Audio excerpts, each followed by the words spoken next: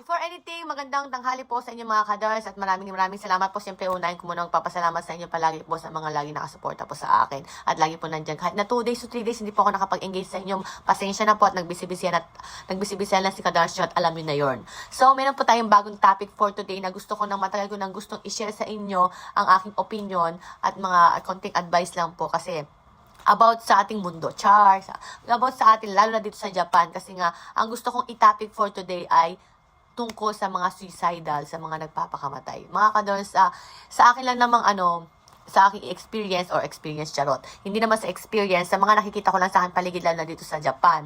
Ang Japan ang pinakamaraming nagsuicide o nagpapakamatay. Alam niyo kung bakit? Marami pong dahilan iyon. Kasi nga, isa po na doon ay hindi sila Kristiyano at hindi sila natakot na magpakamatay dahil sa ating mga Kristiyano, di ba? Pag ginawa natin yun, diretso na tayo sa alam nyo na yon doon sa hell, diretso na tayo doon. So sila kasi wala silang ganong effect. So yun nga ang nating number 1. So guys, eto gusto kong panoodin ito ng full kasi nga meron naman tayong pag-aaralan dito at meron pa tayong kung bakit ganito po dito din sa Japan, maraming mga ganyan. So hindi naman po halos buong mundo naman po ay meron naman pong suicide, meron mga nagpapakamatay, marami pati po sa Pinas meron yan kasi nga sa hirap na ng buhay, sa daming problema ay gusto nang tumakas, isa yon, gusto nang tumakas sa problema, ayaw ng adutasin ang problema nila. So, dito din sa Japan, guys, alam nyo, itong bansa na to, ang mga tao dito, mga Hapon dito, ang pinaka-healthy na mga tao, sila ang mga tao na tumatanda or mga 100 years old, napakadami pong mga Japanese. Yun nga, healthy ang katawan nila, pero mga kadorns, ito lang ang, negative sa kanila ay ang positive ang kanilang katawan, healthy, pero ang negative sa kanila mga kadors, ang kanilang weakness dito. Dito at dito. Weakness sila dito at dito. Kaya pag yun ay napagsama, ayun, nagpapakamatay na sila o nag-suicidal na sila. Kasi nga, mahina po sila dito. Napakahina nila dito. Lalo pat may problema sila, hindi nila kayang lutasin. Kaya yun na lang ang ginagawa nilang dahilan, solusyon, para matapos na ang lahat, di ba? So, hindi naman dapat, pasensya na kayo mga kadors. So, yun na nga mga kadors, ang dami din mga Pilipina din dito sa Japan na nagpakamatay na, nag-suicide na kasi nga sa dami ng problema. Ang dami na din po mga Pilipina dito na nabaliw. So, yun po, meron po akong kakilala dito sa amin sa lugar namin na marami na nababaliw at isa na ako doon. Char! Malapit na. Hintayin nyo, susunod ganun na talaga. Nagaganon-ganon na talaga ako sa inyo. Hindi. Joke lang yun. Hindi mangyayari yun. Baliw-baliwan lang ako, pero in the life, hindi ako baliw. Char! Hindi nga. So, yun nga mga kadors, marami talagang ganito na, lalo na sa mga Hapon, ang hihina ng mga nila. So, super weak nila pagdating sa mga emosyon.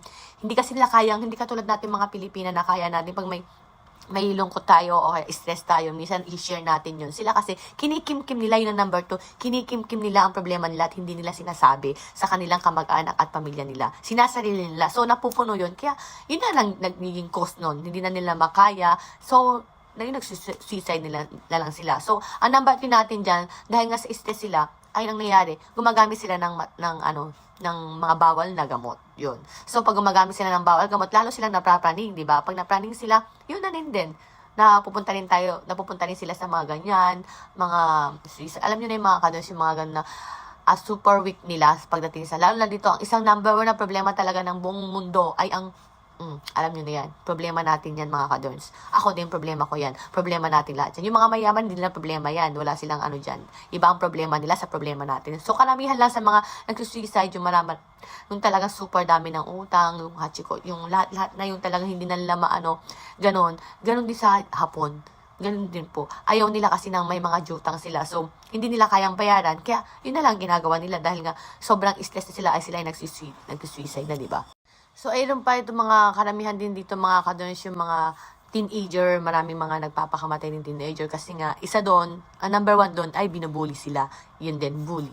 Na, kumbaga, masyado silang binubuli ng mga classmate nila, hindi nila kaya kasi wala silang mga kakampi. Kaya nga, yung mga Hapon natakot ako kasi, ba't hindi nila kayang i-share sa mga magulang nila? Kasi nga natakot sila, baka sila lalong awayin, di ba ganun? Kaya ang dami din maraming na akong kilala dito ng mga anak nila na nagpakamatay. So, di ba nakakalungkot lang, di ba? Mga Hapon, mga anak ng Pilipina, meron din mga ganon. So, hindi ko nasasabihin yun, pero kasi meron po kasing ganon dito sa amin. So, ang hirap po talaga, pag ang ganito mo ay mahina.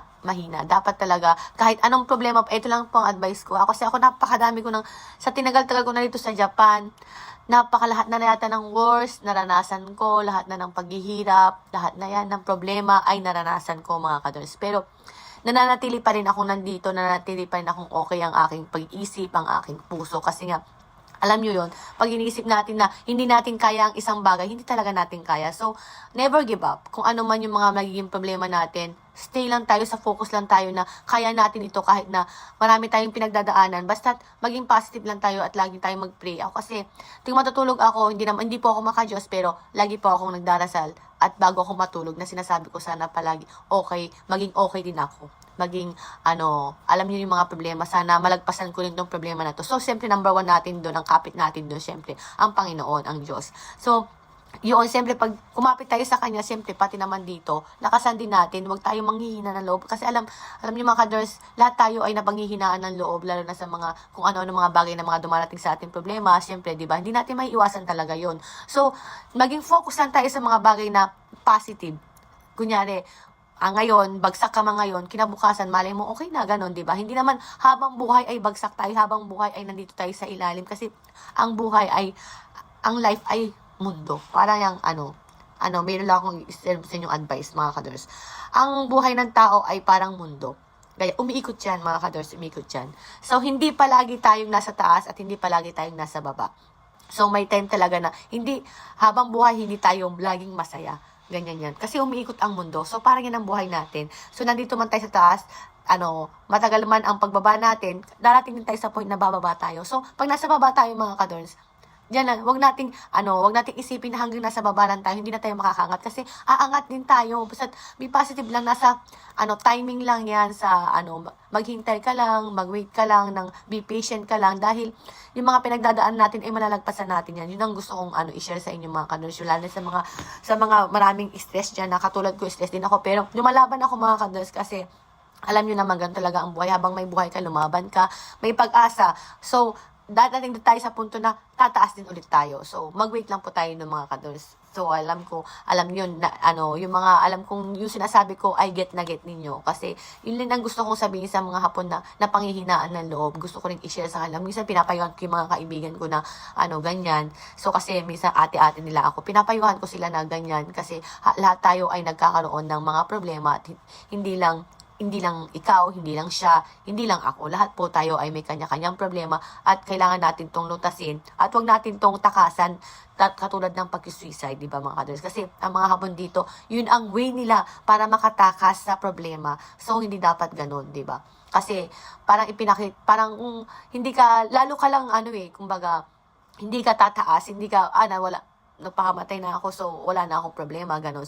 Paano na isipin natin yung mga pamilya natin, bago yon, isipin muna natin yung mga nagmamahal sa atin, di ba? So, yun ay sa mga payo ko mga kanil. Isipin natin yung mga nagmamahal sa atin, yung mga nasa paligid natin, mga parents natin, mga magulang natin, lahat ng mga kamag-anak natin na nandyan para sa'yo. Huwag yung sarili kasi pinagmamatay ka parang makasarili ka di ba? Andyan naman, ang dami naman nagmamahal sa'yo, pwede ka naman diyang mahingi ng tulong, mag-share ng problema, di ba? Huwag kimkimin, yun lang mga kadal. Huwag kimkimin ang ating mga problema. So, yun lang po ang isa sa mga topic natin. So, sa susunod, meron po tayong pa-quiz time at biglaan po ito. Hindi ko po sasabihin kung kailan, pero may pa-quiz time po tayo mga kadal. So, thanks for watching. Love you all.